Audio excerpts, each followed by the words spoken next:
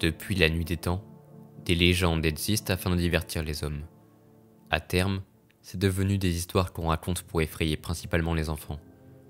Plusieurs sont devenues très connues avec les années. Pour en citer quelques-unes, la Dame Blanche, Bloody Mary, le monstre du Loch Ness, le mystère du Triangle des Bermudes, sans oublier l'homme gros ventre. Certaines sont créées de façon régionale, comme le Graouli en Moselle ou la fée Polybotte dans les Vosges. D'autres sont connues dans certains pays, comme cité plus tôt, Bloody Mary aux États-Unis, Kushisake Onna au Japon, la bête du Gévaudan en France, ou encore la Loreley en Allemagne. En Espagne, parmi les plus connues, il y a celle de la Llorona. Dans le dossier d'aujourd'hui, c'est une légende très peu connue de ce pays dont je vais vous parler. Mais avant d'aborder le côté effrayant, parlons des origines, qui elles, sont bel et bien réelles. Pour cela, il faut remonter dans les années 80. Un homme, du nom de Ravière, fut nommé fossoyeur dans le cimetière d'une petite ville. C'était un homme d'une trentaine d'années, avec des cheveux mi-longs noirs, ainsi qu'une tenue noire et grise. Il exerçait son métier avec un grand savoir-faire, et tout le monde semblait l'apprécier. Ainsi, en 88, lorsqu'une petite fille âgée d'à peine 12 ans a demandé à découvrir le métier de fossoyeur, par curiosité, c'est tout naturellement que Ravière fut choisi pour lui montrer les bases. La petite s'appelait Dolores. Cela faisait quelques années déjà que le sujet de la mort l'intéressait. Assez effrayant, me diriez-vous, pour une enfant si jeune.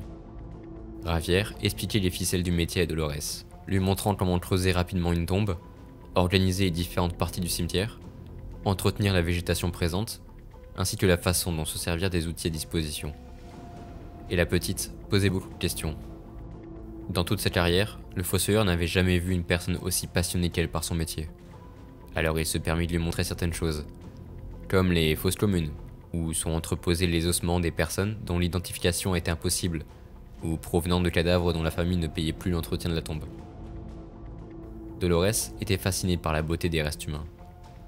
Tous différents, et au final, tous pareils. Certains étaient plus vieux que d'autres, tandis que d'autres encore présentaient des marques datant du vivant de la personne. Ravière était stupéfait par l'admiration que la gamine portait à tout ça. Alors il lui fit un cadeau. Il lui demanda de fermer les yeux et de tendre sa main. Une fois fait, la petite sentit quelques objets se poser dans le creux de sa paume.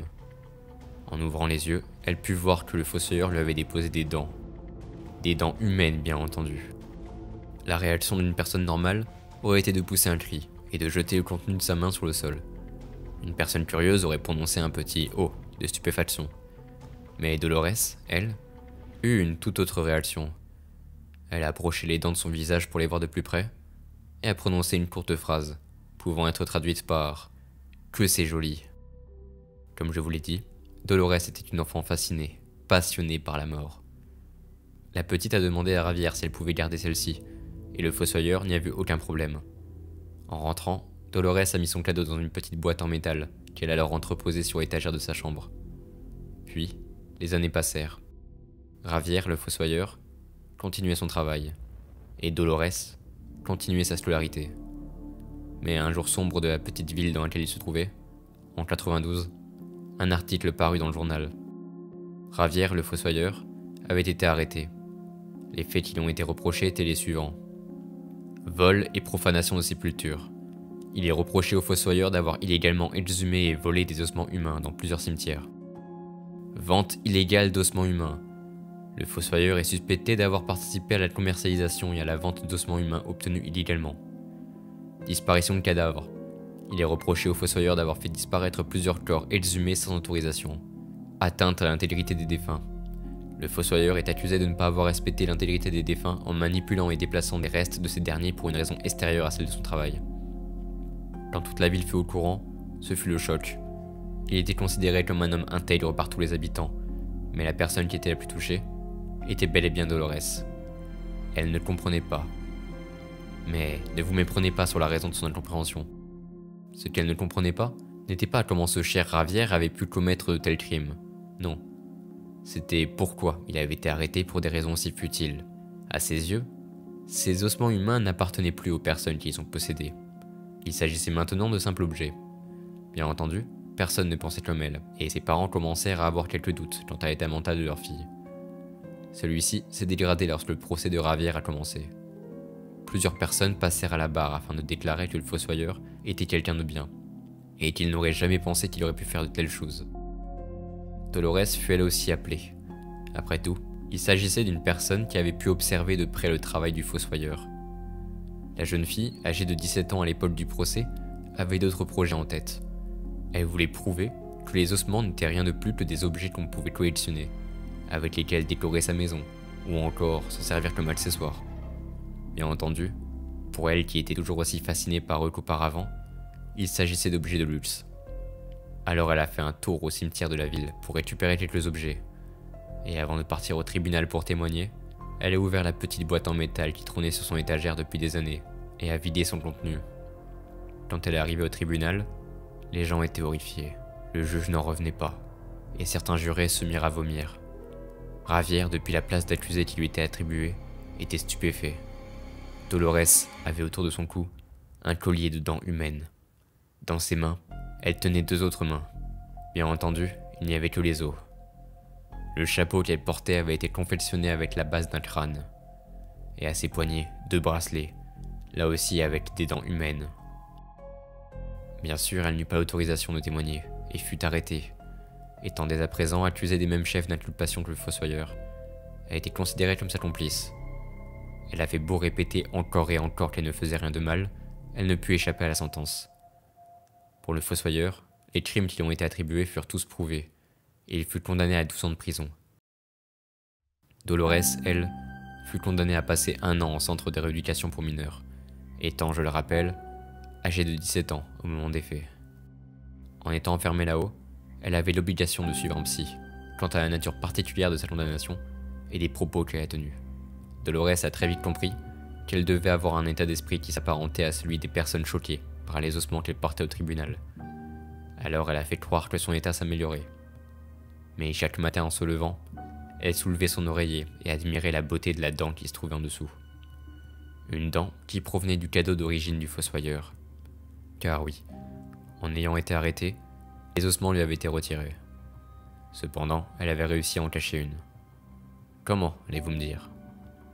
Eh bien, tout simplement, en remplaçant une de ses dents par celle-ci. Après tout, pour elle, les os à l'intérieur de son corps n'étaient que des objets qui pouvaient être retirés et remplacés sans souci.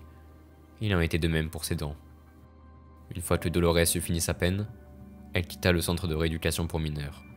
Elle avait à présent quasiment 19 ans, et il fallait pour elle trouver quelque chose à faire. Ses parents l'avaient reniée, elle n'avait pas terminé sa scolarité, n'avait pas fait d'études, et n'avait aucune expérience du monde professionnel. Sauf quelques semaines passées en découverte d'un métier, entouré de végétation, de terre et de pierre, celui de fossoyeur. Bien entendu, l'affaire de sa condamnation avait fait un peu de bruit à l'époque. Alors elle dut aller habiter ailleurs, dans un endroit où personne ne la connaîtrait, et où personne ne pourrait lui interdire d'exercer sa passion. Elle est devenue fossoyeuse, dans un petit village d'Espagne. Elle habitait une petite cabane dans un coin du cimetière. La journée, elle entretenait la végétation, creusait des tombes, organisait les différentes parties du cimetière, et utilisait les différents outils à disposition. Et une fois la nuit tombée, elle se rendait dans la fosse commune pour récupérer quelques ossements avec lesquels elle pourrait décorer son chez elle. Malgré tous les ajouts qu'elle a faits, il y a une chose qui n'a pas bougé. À côté de son lit, posée sur une étagère, une petite boîte en verre est posée là, à travers laquelle on peut apercevoir une molaire humaine. La légende raconte que Dolores, la fossoyeuse de dents, traîne dans les cimetières la nuit, et que si par malheur vous la croisez, elle se servirait de vos ossements et de vos dents pour décorer sa cabane. Cette légende au fond n'a rien de très horrible. Après tout, il n'y a eu aucun mort, aucune personne physiquement blessée. Mais des fois, l'horreur n'est pas que physique.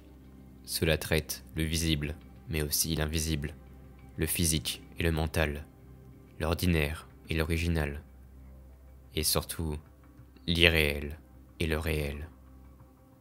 Quoi qu'il en soit, faites attention où vous mettez les pieds la nuit. Vous pourriez bien tomber sur une légende tellement racontée qu'elle aura fini par prendre vie elle-même.